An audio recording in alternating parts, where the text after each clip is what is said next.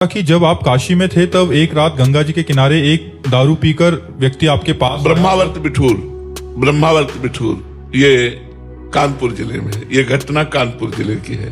तो फिर आपने उसका जो ज्ञान को धारण किया और उसको हृदय से गुरु माना। महाराज जी मैं भी दारू पीने के बाद आपको बहुत याद करता हूँ।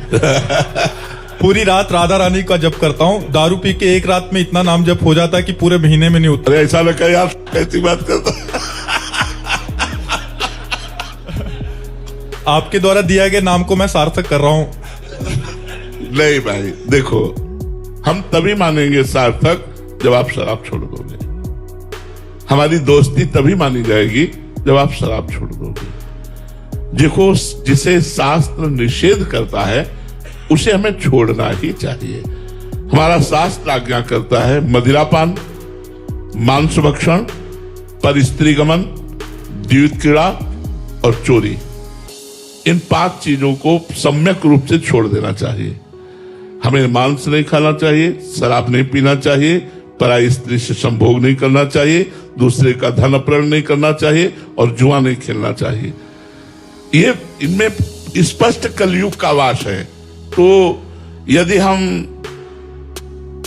सही ढंग से ना चल के मनमानी आचरण करेंगे तो हमें जो लाभ मिलना चाहिए वो लाभ नहीं मिलेगा। देखो, ये नाम जप का ही प्रभाव है कि आप हमारे सामने बैठे हैं, लेकिन अब हमारे सामने बैठने का प्रभाव ये होना चाहिए कि आज से आप शराब छोड़ दें। बोलो, वृंदावन में मैं शपथ खाता हूं कि आज के बाद शराब नहीं पीऊंगा। आप धन्यवाद, आपका जीवन मंगलमय हो, भगवान आपको बल दे। आप अब दोबारा शराब मत पीजिएगा, ठीक है? और खूब नाम जप कीजिएगा। क्या था उस समय हमारी नई अवस्था थी, 18-20 की होगी, 13 वर्ष से निकले थे। तो नई अवस्था में एक चुलबुलापन भी होता है। तो लड़खड़ाते हुए देखा तो नजदीक आ रहे थे, तो उसने देखा, बोले इधर। तो नई अवस्था थी तो मुझे डर तो था नहीं, तो नजदीक गए, उसने कहा हमारे पीछे।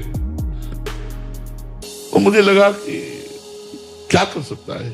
अब मन में ऐसा सोचा कुछ अगर बदतमीजी करेगा तो भाग सकते हैं। बोला चलो देखते। वो ले गया तो भगवान के धाम में ले गए, वैकुंठ धाम में। जूता उतारा, उसने प्रणाम किया और आगे बढ़कर के हमको ले गए। हम तो नंगे पैर ही रहते थे और गरुड़ पर विराजमान भगवान लक्ष्मी नारायण थे। ऐसे दिखाया, बोले देख इनको।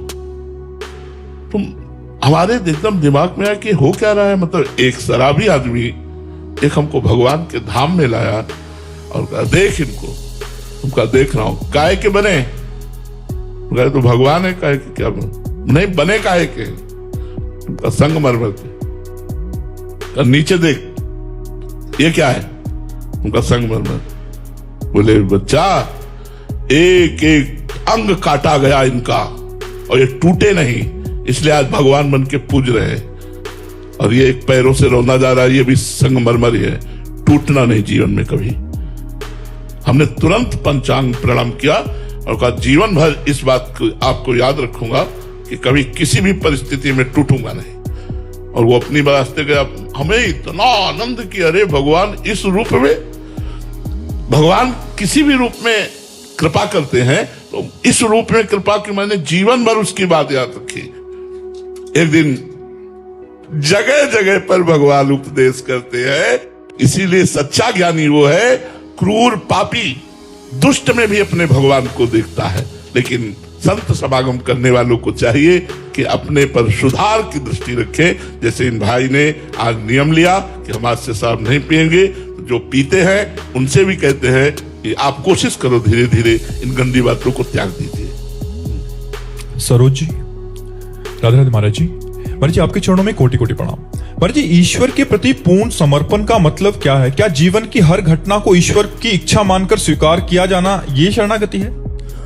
सबसे पहली तो शरणागति का स्वरूप हम इन घटनाओं से नहीं लेते, हम आंतरिक चिंतन से लेते हैं। इन घटनाओं को सहने की सामर्थ्य तो भगवत चिंतन से आती है।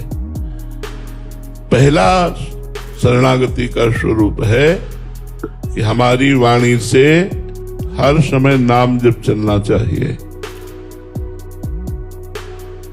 अगर नाम जप नहीं चल रहा है तो कोई ना कोई संसार का चिंतन होगा, विषय चिंतन होगा, निंदा स्तुति का चिंतन होगा, वो फंसा लेगा।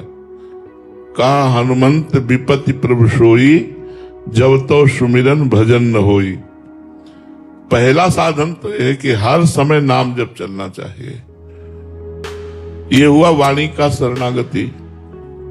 दूसरा साधन है, जो भी शरीर से कर्म किए जाएं वो शास्त्र सम्मत होने चाहिए, संत अनुमोदित होने चाहिए। संतों ने जो कहा, शास्त्रों ने जो वर्णन किया, वैसे ही हमारे आचरण है, और उन आचरणों को तदर्पिता अखिलाचारिता, तदर्पिता भगवान को अर्पण कर दे संपूर्ण कर्म, तो देह की शरणागति हो गई। अब बचा मन। मन भगवान के रूप का, चरणों का, महिमा का, गुणों का, भक्तों के चरित्रों का, भक्तों की महिमा का मनन करे और संकल्प करे तो भगवान की सेवा का, समाज की सेवा का, परोपकार का, सुसुख वांछा का मन संकल्प ना करे तो मन भगवान की शरणागति हो गई। अब जब तन मन वचन से भगवान के शरणागत हो गया तो अब उसके जीवन में जो भी घटना घटती है वो देखता है भगवान का मंगल विधान है। हमने शास्त्रों में संतों से सुना था असाध्य रोग होना भगवान की विशेष कृपा है, तो डर लगता यार असाध्य रोग जिसकी औषधि नहीं है, ऐसा रोग हो जाना क्या भगवान की कृपा होगी? शरीर स्वस्थ है तो हम आसन में बैठ रहे हैं, भजन कर रहे हैं, जब रोग हो जाएगा तो क्या भजन होगा? तो ये बात हमारी समझ में नहीं आती थी कि असाध्य रोग, पीड़ा युक्त देह, ये भगवान की कृपा है। लेकिन जब हुआ, दोनों किडनी फेल हो गई, बड़ा कष्टप्रद शरीर है, अब कृपा का अनुभव हो रहा है। अब हमें उस प्रश्न का उत्तर मिला कि जो साधना से काम नहीं बनता वो अहंकार की शरणागति से काम बन गया। जब किडनी फेल हुई तो अहंकार भागा भगवान की शरण में कि अब हमसे कुछ नहीं होने वाला, अब आप करो, तो बस वहीं से काम बन गया। तो समस्त घटनाएं, समस्त परिस्थितियां जो मन वचन कर्म से भगवान की शरण में होता है उसको उसमें कृपा दिखाई देती है, मंगल विधान दिखाई देता है। यद्यपि कड़वी है दवा पर रोग के लिए बहुत सटीक है, यद्यपि विपत्ति है पर भगवान की बड़ी कृपा है, हमारा परिष्कार किया जाता है, हमारे पापों को परिष्कृत किया जाता है, धोया जाता है, कोई मंगल विधान है भगवान का, ऐसा मानकर जो हर समय जीता है वो भगवान का निज शरणागत है। आए हुए शुभ शुभ कर्म के परिणाम को बिना विकार युक्त जो भोग लेता है, हर समय भगवान का स्मरण करता है और हर समय ये स्मृति में रहती है कि हमारे ऊपर भगवान की बड़ी कृपा है, वो परम पद को ऐसे प्राप्त कर लेता है जैसे पिता की प्रॉपर्टी को पुत्र प्राप्त कर लेता है, जैसे पिता की संपत्ति को पुत्र प्राप्त कर लेता है, ऐसे वो भगवान के परम पद को प्राप्त होता है जो हर समय भगवान का स्मरण करता है, आए हुए शुभ अशुभ कर्मों के परिणाम रूप सुख दुख को बिना विकार के भोग लेता है और हर समय मनाता है हमारे ऊपर भगवान की बड़ी कृपा, बड़ी कृपा, ऐसा जो वो परम पद का अधिकारी हो जाता है, ऐसा शास्त्रों में वर्णन है। तो यह है शरणागति का स्वरूप। शुभम जी, राधे राधे महाराज जी। महाराज जी, क्या प्यारीजू से उनका प्रेम और धामवास मांगना भी शरणागति में बाधक है? नहीं, ये तो मांगना ही है, इसके लिए तो हम रोएंगे, चिल्लाएंगे, मांगेंगे, यही तो मांगना है। आशास्य दास्यम वृषभानुजायास तीरे समध्यास्य च भानुजाया कदानु वृंदावन कुंजवीथिम स्वहम राधे रतिर्भव्यम। ये आशास्य, ये मुझे आशा करनी है, ये मुझे मांगना है, ये मुझे कामना करनी है कि मुझे अखंड वृंदावन वास दो, अपने चरणों का प्रेम दो, अपने नाम की रति प्रदान करो, अपनी लीलाओं में रति प्रदान करो, यही तो मांगना है। ये मांगना शुरू कर दिया तो सब मांगना बंद हो जाएगा और मांगना मिट जाएगा। जिस दिन ये मांगना शुरू कर दिया कि मुझे यही चाहिए तो और सब मांगना मिट जाएगा। मांगो प्रियाजू से मांगो, ये भक्ति में बाधक नहीं है, भक्ति में सहायक है जी। निशांत कुमार जी गया से, राधे राधे महाराज जी। महाराज जी, मैं किसी भी हाल में इसी जन्म में आवागमन के चक्र से मुक्त होना चाहता हूँ, इसके लिए महाराज जी मुझे क्या प्रयास करना? प्रतिपल नाम जप, जो भी श्वास आखिरी होगी अगर उसमें भगवान का नाम है तो निश्चित आपको भगवत प्राप्ति हो जाएगी। हमें और साधनों पर विश्वास नहीं है, जन्म जन्मांतर तक ले जा सकते हैं, लेकिन पुत्र के बहाने नारायण नाम उच्चारण किया तो आखिरी में नारायण नाम उच्चारण करने के कारण परम पद मिल गया। भगवान के पार्षद आकर यमदूतों की फांसी काट दी और उसको भजन का महत्व समझाया। यदि आप प्रतिपल भगवान का नाम जप करते हैं तो आप निश्चिंत हो जाइए, आपको इसी जन्म में भगवत प्राप्ति होगी, क्योंकि पता नहीं कौन सी श्वास हमारी आखिरी हो। अगर उस श्वास में संसार का चिंतन रहा तो फिर हमें संसार में आना पड़ेगा। भरत जी महाराज का आखिरी चिंतन हिरण का हुआ तो हिरण बनना पड़ा। तो हमारा आखिरी चिंतन राधा हो, राम हो, कृष्ण हो, हरि हो। हम किसी संत से नाम लेकर के जपना शुरू कर दें, हर समय नाम जप करते रहें। विश्वास करो कि कोई भी श्वास आखिरी हो सकती है, उस श्वास में यदि नाम चल रहा है तो आपको निश्चित भगवत प्राप्ति होगी।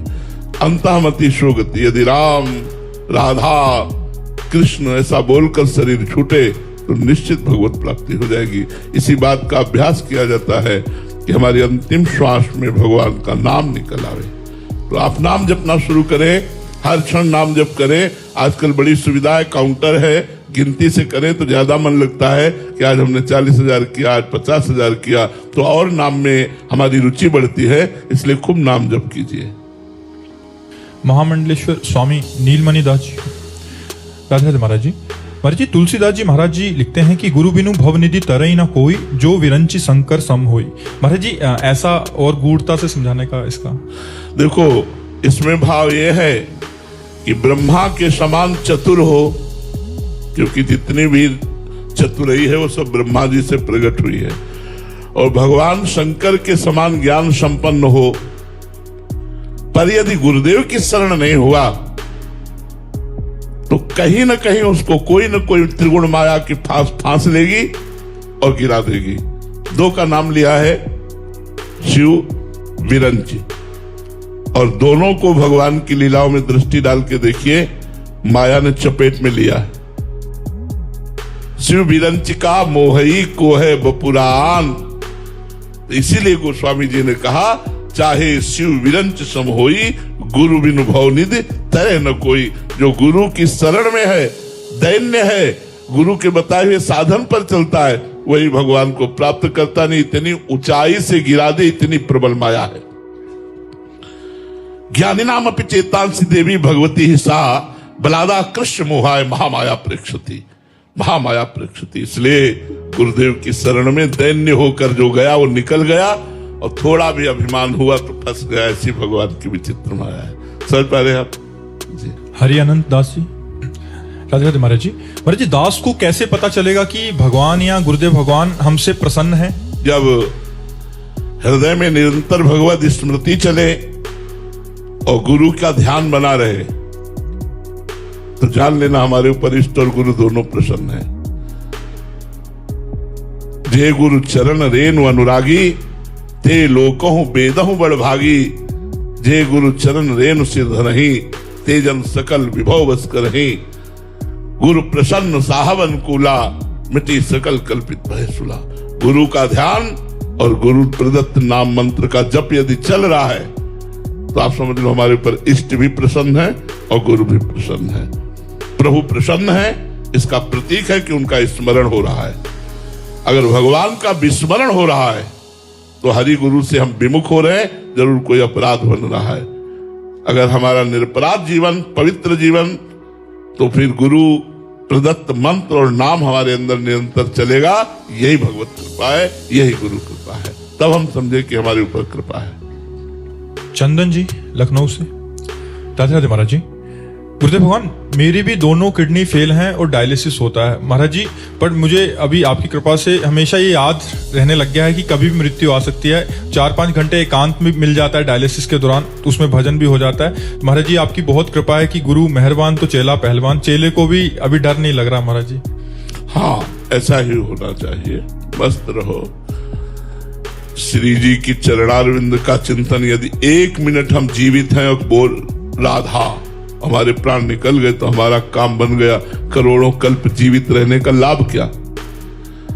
अगर हम बहुत बड़ी लंबी आयु प्राप्ति किए हैं और भगवान का भजन नहीं करते हैं, संसार के भोगों के चिंतन में रुपया पैसा मान प्रतिष्ठा भगवान से विमुख होकर जीवन व्यतीत हो रहा है, तो सैकड़ों वर्ष की आयु भी लंबी व्यर्थ है। और 1 मिनट का भी जीवन वो सार्थक है जिसमें हमने राधा बोला, जिसमें हमने भगवत स्मरण किया। तो भगवत स्मरण करते रहो, जाना तो है ही। जिनकी फेल है वो बने रहते हैं, और कभी कहीं देखा गया जिनकी पास है वो चले गए। हमें डॉक्टर ने कहा था आज के 20 वर्ष पहले कि आप 2.5 वर्ष या बहुत से बहुत 5 वर्ष इसमें आपका शरीर शांत हो जाएगा। तो आप खूब भजन कर लीजिए, आपके पास इतना समय है, अधिक से अधिक 5 वर्ष। और अभी हम आपके सामने एकांतिक कर रहे हैं, और पता नहीं प्रियाजू कब तक करवावे। प्रियाजू का बल है, प्रियाजू करवावे। तो इसलिए हमें चाहिए कि हम भगवत आश्रित रहें और नाम जप करें और मरने की चिंता न करें। इसका नाम मृत्यु लोक है, सब मरेंगे। अब कौन कब मरेगा ये निश्चित है, इसलिए मुझे बिल्कुल बेपरवाह रहना चाहिए। नाम जप करो और डॉक्टरों के अनुसार आहार विहार करो, जैसा डॉक्टर अनुमति दे उसके अनुसार चलो, खान पान ठीक रखो और खूब भजन करो, प्रसन्न रहो। मरना तो सबको है, हम ही को अकेले मरना होता तो हम श्री जी से शिकायत करते। सबको मरना है। बड़े बड़े स्वस्थ शरीर वाले एक्सीडेंट हुआ, 1 मिनट में पधार गए। बड़े स्वस्थ शरीर भोजन सामने लाया गया, दिल फेल हो गया, चले गए। तो अपना तो निश्चित ही है कि जाना है, तो सबका निश्चित है जाना है। इसलिए प्रसन्न रहो, कोई नई बात नहीं। और जो दुख मिले वो हमारे पाप नष्ट हो रहे हैं, हमें पवित्र किया जा रहा है। हम खूब नाम जप करें। मर जी, जोनी जो आपसे मिलने आए थे, पहली बार देखकर तो मुझे इतनी हंसी आई कि बोलते कैसे है। फिर बाद में जब इन्होंने रहस्य बताया तब हमारी समझ में आया, नहीं तो अब तो अवाक रह गए कि अब कैसे बोलते हैं। मर जी, ये जोनी है, ये जो है हमारा जी।